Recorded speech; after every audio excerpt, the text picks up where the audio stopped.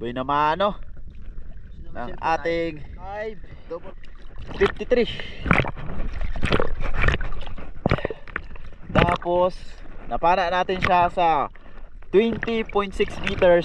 Ang time natin 1 minute and 32 seconds bago natin napana itong long nose emperor.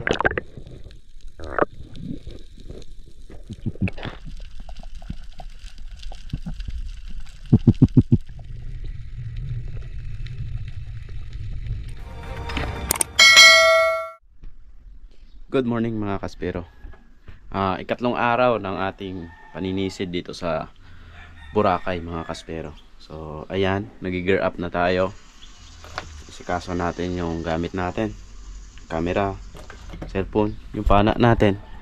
Okay na rin. Ito na yung masko at saka belt. So time check natin 8:03 ng umaga mga kaspero. So ngayon babalik tayo kung saan tayo nakapana ng King Mac nung nakaraang araw. So uploading na yun ngayon at abangan natin. Sana makadali tayo mamaya ulit. Let's go. Bali nandito na tayo sa baybay mga kaspero. Aga-aga, alas 8. Dami ng tao. Ayan. Tapos yung bangka natin nilinisan ko na to, tinanggalan ko ng lumot. Yan. So ito yung gagamitin natin. So sila Master Dodoy, Master Rex at Kuya hinihintay ko pa kasi nauna na ako dito para ma-check ko yung bangka. Okay naman. So nakaharang nga, dapat matanggal na to dito kasi daming bisita, nakakaya. Yung gagamitin pala nating pana, itong patos, at masusubukan natin itong double flapper natin. Yan, galing kay Samasab surfacing.ph. Sana makadali ito ng King Mac. Let's go na mga kaspero. Ayan. Sama natin ang Boracay Picture. Ayan.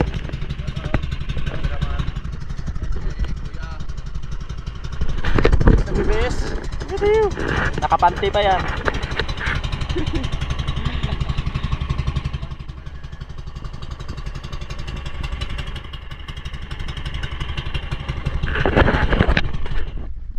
Dito tayo sa Nasok isa mga kaspero. Master Rex ready na rin. Si Master Dodoy ready na rin yan. Ready na rin yan. Okay. Kaya yung bunimano natin na ating Salvin Mar shaft na yan, na double flapper. So abangan na natin mamaya. Hunting time na tayo mga kaspero. At ayan, mukhang maganda yung klema ng tubig ngayon. Medyo malinaw, pero parang dito lang sa taas yan. Pagdating natin sa may wall, medyo malabo na. At nag-drop ako dito sa taas at may nakita akong isang ilak or silver drummer. Kaya siningisan ko si Master X na umatras muna para lumapit. Ngunit hindi lumapit yung ating target. Kaya back to the surface muna tayo. Yung ginagawa ko lang, warm up na sa taas. Kaya ayun, after natin makapagpahinga, nag-drop tayo dito. So ginapang ko itong crack ng bato para makapunta doon sa wall. And then nagtago tayo dyan sa gilid para hindi tayo makita. Kung may pelagic man na dadaan, makukuryos sila at lalapit talaga. At eto, hinihintay natin na may lumapit sa atin. At yun nga, maraming mga bait fish akong nakikita na mga dilis ayan sa taas. At yung lumapit sa atin, ayan, yung mga bluefin trevally around half kilo or 3/4. Maliliit lang mga kaspero. Kaya di natin pinana. Nayaan na lang natin yan.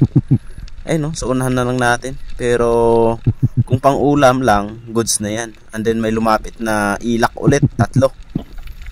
Ayan. So hintay pa rin tayo ng hintay. Baka may dumaan na mas malaking trevally. Ngunit bigo tayo. At wala tayong nakitang malaking isda. Kaya back to the surface na ulit tayo. At sana pagbalik natin makakita ulit tayo ng mas malaki.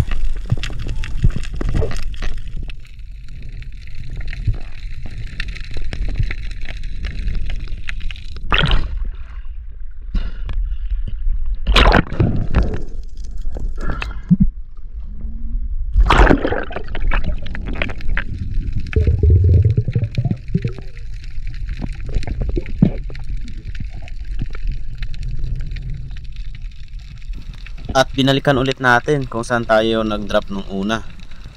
Ayan, so bumaba pa ako ng konti hanggang doon sa gilid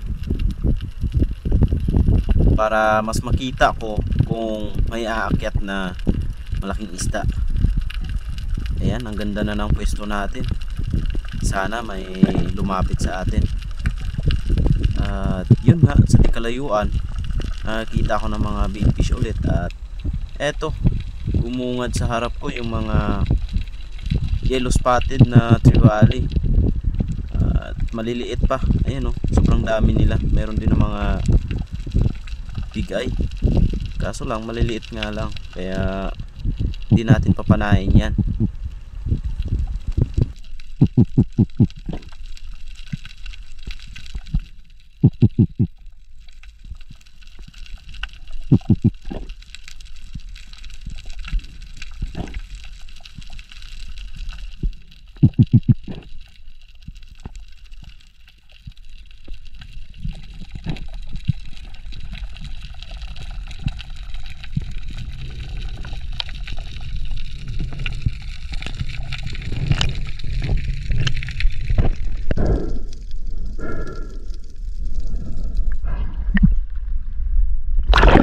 Natin makapagpahinga mga kaspero. Nag-drop ulit ako dito sa may wall na part.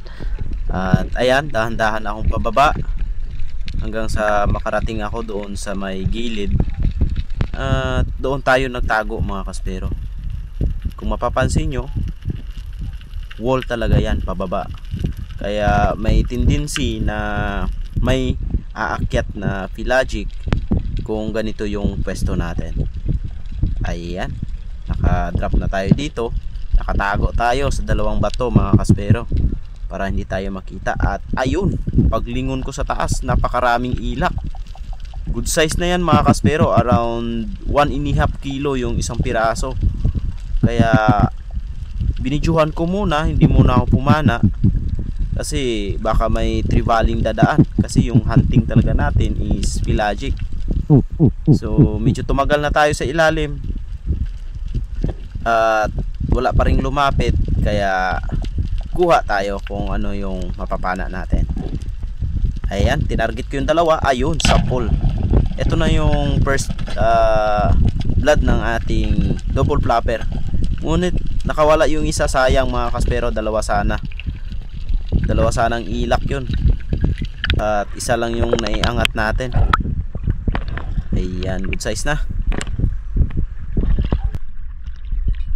First blood, dalawa sana. Nakawala pa yung isa, sayang. 2 kill sana yun.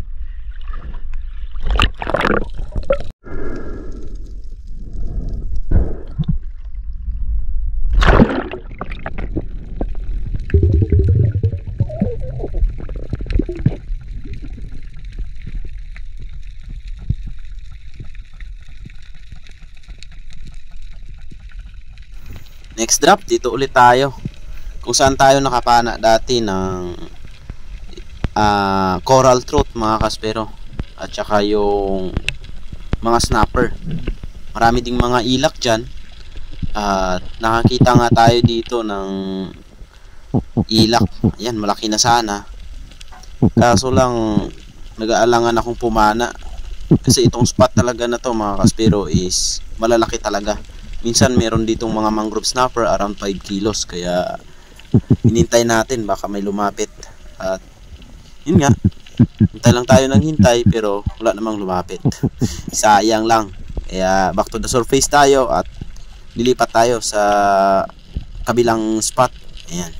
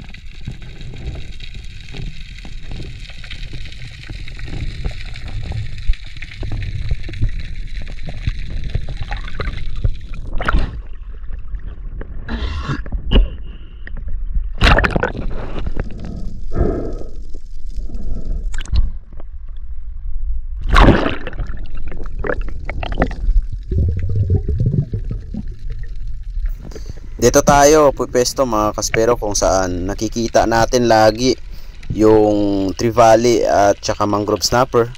And then meron din dito Maori sea perch or kanlay mga kaspero.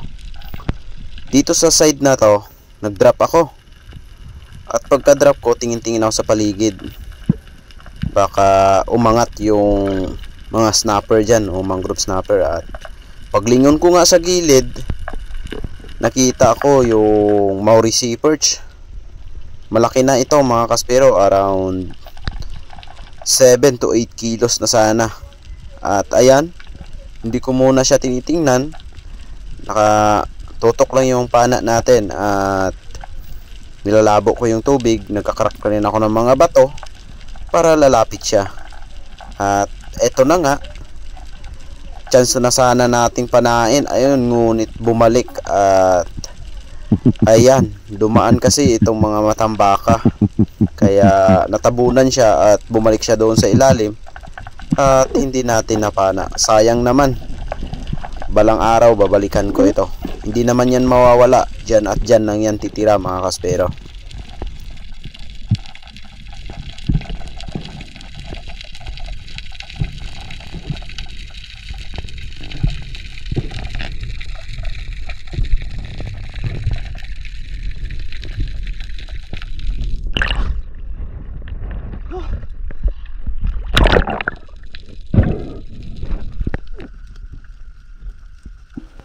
Dito umabot na tayo sa 18 meters mga kaspero. Etong bato na to, marami tayong nakikitang mga isda dito, mga bait fish. At ito nga, nakakita ako ng mangrove snapper, kaso lang maliit pa. At tinignan ko itong butas na ito kasi dito lagi pumapasok yung grouper. At wala akong nakita, kaya nag-ambush na lang ako, naghintay ako baka may lumapit na pelagic. At paglingon ko nga sa gilid, nakakita ko ng surgeon fish and then itong mangrove snapper. Kaso alanganin talaga itong mangrove snapper, masyado pa siyang maliit, around half kilos pa lang ito, kaya di muna natin papanain. Ayan o, nasa gilid ko lang. At meron ding trevally, kaso sobrang liit talaga, kaya lipat tayo ng ibang spot. And then dito, nag-ambush ako. Itong spot na to, dito ako nakakapana ng mga bluefin trevally, minsan king mac at mga barakuda. Ngunit sa pagkakataong ito, hintay pa rin tayo ng hintay at wala tayong nakita. At iba yung nakita natin sa spot na to, isang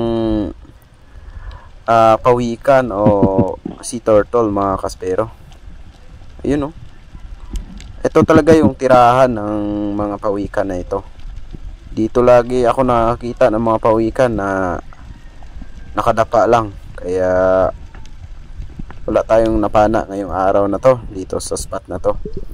Kaya lumipat tayo ng ibang spot niyan. At pagka-drop ko, ayan, meron tayong nakitang mga queenfish. At nung sa ilalim, ayun, merong king mac na nagpakita. Good size na rin yan, around 4 kilos. Ngunit malayo siya at medyo mailap. Kaya nung pinana natin, napababa pa yung tama. Tagus din sana, kaso nasa tiyan na part, kaya sayang, nakawala mga kaspero. Ayan yung mga kasamang mga queenfish. At eto, lumabo nga talaga yung tubig mga kaspero. Halos hindi na natin makita yung ilalim, kaya try pa rin tayo, baka makadali tayo dito. Kaya ayan, around 20 meters na ito. Kasi halos ilang oras na tayong nagda-dive, wala pa rin tayong makitang pelagic. Kaya kahit mga snapper malang dyan, makapana tayo, ngunit wala talaga. Kaya ayan o, tiniis na namin yung lalim, tsaka pagod, tsaka lamig para may mahuli lang tayo, ngunit wala pa rin. Kaya back to the surface na naman tayo mga kaspero. Timing lang tayo ng tamang pagkakataon.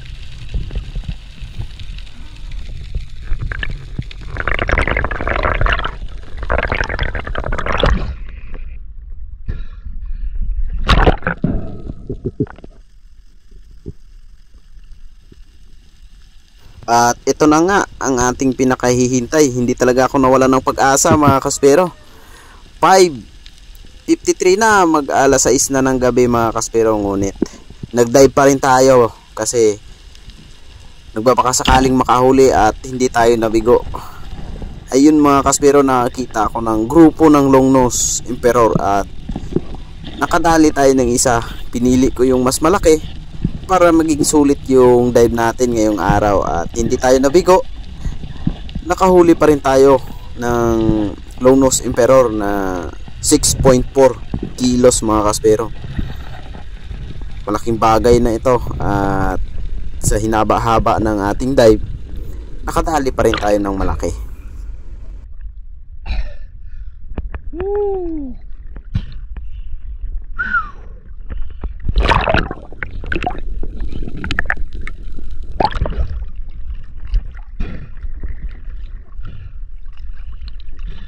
Dali pa.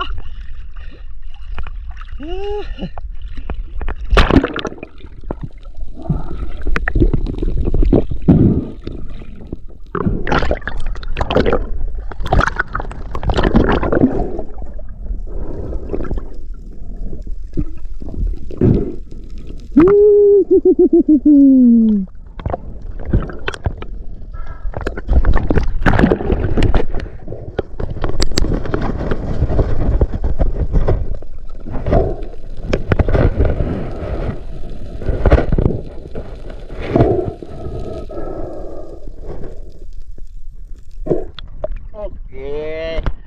Ambal ko pa sa iwokol. Time check 5:53. Tapos napana natin siya sa 20.6 meters. Ang time natin 1 minute and 32 seconds bago natin napana itong longnose emperor.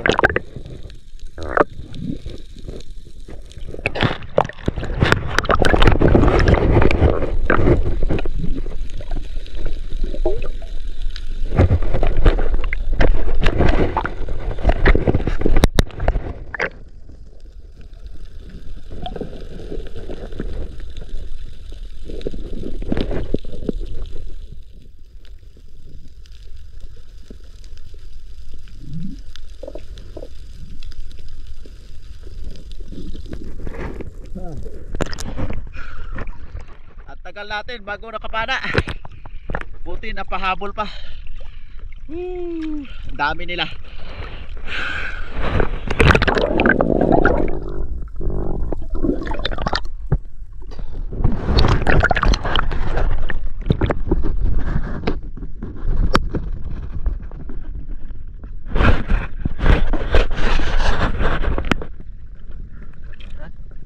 Boy naman ano ng ating double flapper na salvimar. Ayan, ito yung kauna-unahang malaking isda na nadali, longnose emperor. Okay,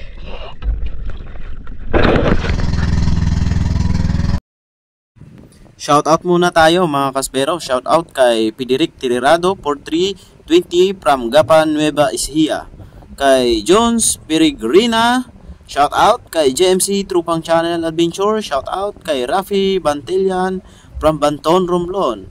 Kay Kapangandog TV, shoutout Felix Butwal from Mercedes Camarines Norte. Kay B. Posadas, Jose de los Santos from Camsor, Bicol. Eric from Bulacan, Edward Estabelo from Santa Maria, Ilocosor. Kay Rolly Tirariray 82 from Camiguin Islands, Piros. Kay Jis Maris Rodias 1334, shout out. Kay Melesio Pangangpang 3078, shout out. And then sa mga nag-question, Jis Maradias, kapatid po ba kayo, Master Dudoy? Yes po, kapatid po kami. Kay June Ax TV 6022, bakit pag King Mac kailangan sa gitna ang patama? Big question yun mga kaspero, kasi mas malaki yung chance natin na hindi makawala yung isda. Kay Jones and Dennis Bartolota, ilang meters yung lalim? So yung sinisisid namin halos 15 to 20, maabot pa kami ng 25 meters. Ayan. Kay Jubel Venera, anong size ng shaft? Yung gamit ko si 10.5 mm na shaft. Jeffrey Tambulian 2525, unsay brand ng SG Patos yung gamit ko bro, 110. And then kay Camilo Aurelio, shout out from Aurelio family from Negros, La Castellana. Arnold and family from Sangay, Calamansig, Sultan Kudarat. Phil Urbano from Panabo City. Shout out. Pero ito na lang yung natira sa huli natin. Ulo na lang yung natikman natin. Kasi doon pa lang sa baybay kanina, pinagbibili na. Hindi na natin na-videohan yun kasi kakagulo na. Kaya ito, may natira pang ulo. Ito na lang yung lulutuin natin. Isisigang natin para may ulam tayo. Yun. Sarap nito. So dalawa lang naman kami kakain, kaya okay na to. Kakat ko lang at sasabawan natin. Luto na ating King Mac mga kaspero. Ayan. So kain na tayo. Yun o. Sarap na sabaw.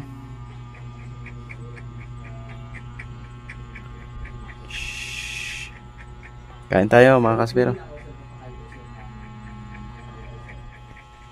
Kain. Kaya yung lasa nito. Sabaw, sabaw. Sabaw.